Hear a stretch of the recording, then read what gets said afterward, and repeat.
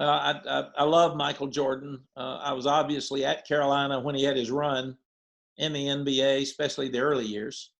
And I love Coach Smith, and Coach Smith was always talking about Michael Jordan. Coach Williams is always talking about Michael Jordan. And we would see him in town, and in Chapel Hill, everybody treated him just like a guy. They're all, oh, there's Michael. Hey, Michael, how are you doing? It wasn't the superstar that he was internationally. And he came to our national championship game out in Pasadena.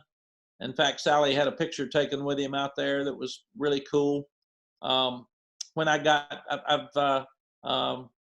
seen him at different places where he was playing golf, and I'd stop and visit with him. He's so nice and so cordial. And when he came to the Gonzaga game here a year ago, and I met with him.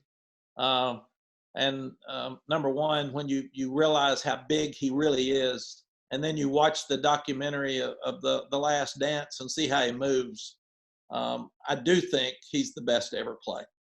And I know he's the most competitive player that there's ever been. So when I saw him, I was laughing with him, and I said, so why did you give Jordan Brand shoes to Florida and Oklahoma and Michigan? Why didn't you just give them to us? He said, why don't you start winning some games at my school, and then we'll talk. My school's won less games than those others, man. We need to start winning. And I said, I got it. So you can see how competitive he really is.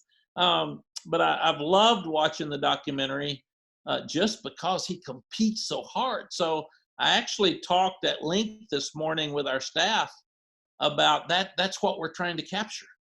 Throw the ability out. He has freakish ability. But a lot of guys have freakish ability that don't compete like that. And what made his fire burn like that? Why did he compete so hard? Why did he always look for that edge? And that's what we've got to convince our players to do, and try to recruit the guy that's got the competitive spirit like Michael Jordan.